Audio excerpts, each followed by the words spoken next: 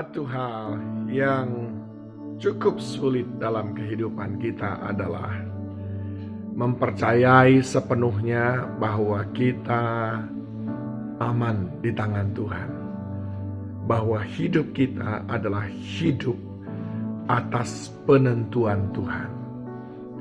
Itu susah sekali kita pegang, sehingga tidak heran kalau kita masih berusaha dengan cara-cara sesuai dengan akal pikiran kita dibandingkan dengan cara-cara sesuai dengan apa yang dikatakan oleh Tuhan kita.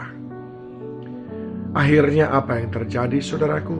Kita bekerja sekeras-kerasnya, berusaha segiat-giatnya, bahkan tidak jarang menghalalkan semua cara, tabrak sana, tabrak sini.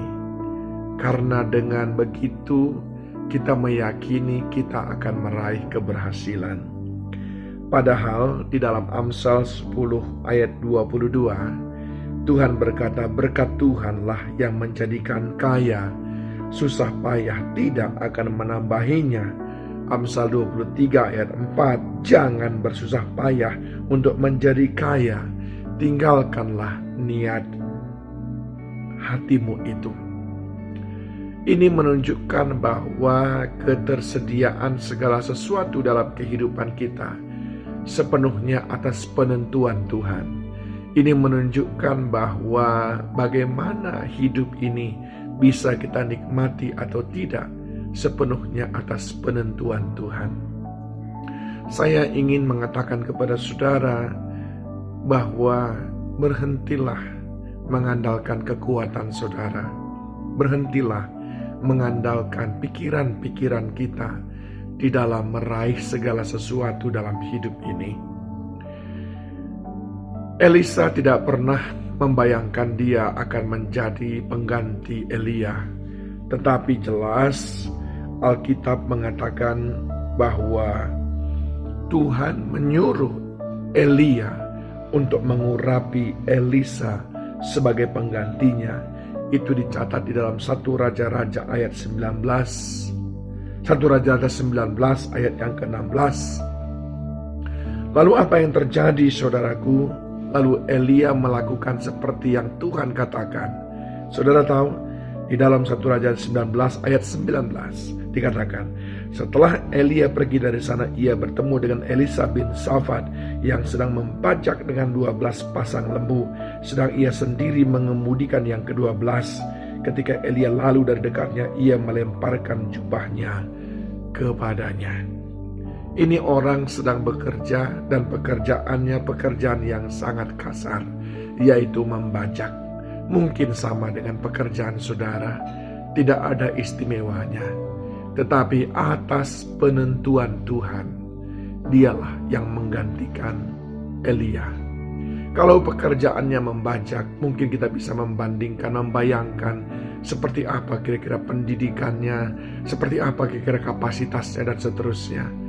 Tapi tahukah saudara, jika Tuhan yang memilihnya, dia pula yang memperlengkapinya. Jika Tuhan yang sudah menetapkan mengangkat saudara, maka dia pula yang membuat saudara untuk cakap melakukan apa saja tugas-tugas tanggung jawab saudara pada level promosi yang sudah dia berikan kepada saudara. Hal yang sama kalau Elisa dipanggil dan dipromosikan, diangkat tinggi oleh Tuhan ketika dia sedang melakukan tugasnya di sawah. Berbeda dengan Daud. Dia dipromosikan ketika dia sedang mengembalakan 2-3 ekor kambing domba di padang.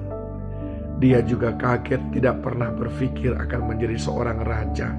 Dari berbagai sudut apapun, tidak ada tampangnya, tidak ada peluangnya rasanya, tidak ada tanda-tandanya bahwa dia akan menjadi raja yang terbesar yang pernah memimpin bangsa Israel. Tetapi sekali lagi, atas penentuan Tuhan, maka Daud dipilih. Saudaraku yang dikasihi Tuhan, Elisa dipilih atas penentuan Tuhan. Daud dipilih atas penentuan Tuhan. Begitu juga bahkan Musa yang baru saja habis membunuh orang lain, justru itu yang Tuhan pilih untuk menjadi pemimpin atas bangsa yang dia sayangi. Bayangkan saudaraku, sungguh hidup kita sepenuhnya atas penentuan Tuhan. Bukankah Tuhan pula yang menurunkan Simson dari puncak ketenarannya sehingga dia tidak lagi terdengar namanya? Bukanlah Tuhan pula yang menentukan supaya Salomo juga runtuh dari puncak ketenarannya dan hanya tinggal puing-puing belaka dari segala kemegahan bait Salomo itu? Tuhan yang menentukannya, saudaraku. Dicatat dengan baik kalau kita belajar dari Yunus pasal yang pertama ayat yang ke-7, ketika segala sesuatu menjadi kacau di kapal itu, Yunus dilemparkan ke laut. Maka Yunus 1 ayat 17 berkata, maka atas penentuan Tuhan datanglah seekor ikan besar yang menelan Yunus, dan Yunus tinggal dalam perut ikan itu 3 hari 3 malam lamanya. Atas penentuan Tuhan bukan buaya yang datang, atas penentuan Tuhan bukan ular laut yang datang, tetapi ikan besar, tempat Nuh berteduh, tempat Nuh diasingkan sementara sebagai konsekuensi daripada kebebalannya dan pemberontakannya. Sering sekali yang saudara alami sekarang itu hanyalah sekedar perut ikan. Tuhan tidak kirim kepada saudara binatang buas yang akan memangsa saudara habis, tapi Dia berikan saudara tempat berteduh sementara untuk saudara merenungkan kesalahan dan kekurangan, itu pun atas penentuan Tuhan.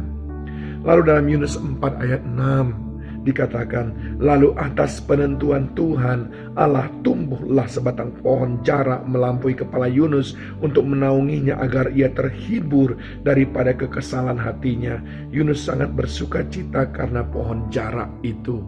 Atas penentuan Tuhan, bukan usaha Yunus, akhirnya hatinya terhibur.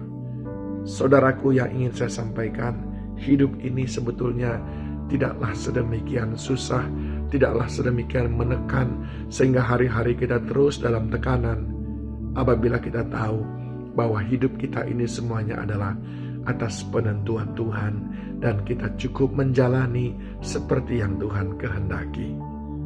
Saudara di sawah, dia bisa angkat tinggi dan dia berkati. Saudara di padang, dia diangkat tinggi dan diberkati. Saudara sedang di toko, saudara bisa diangkat tinggi dan diberkati oleh Tuhan. Karena hidupmu dan hidupku, bahkan masa depanmu dan masa depanku, atas penentuan Tuhan.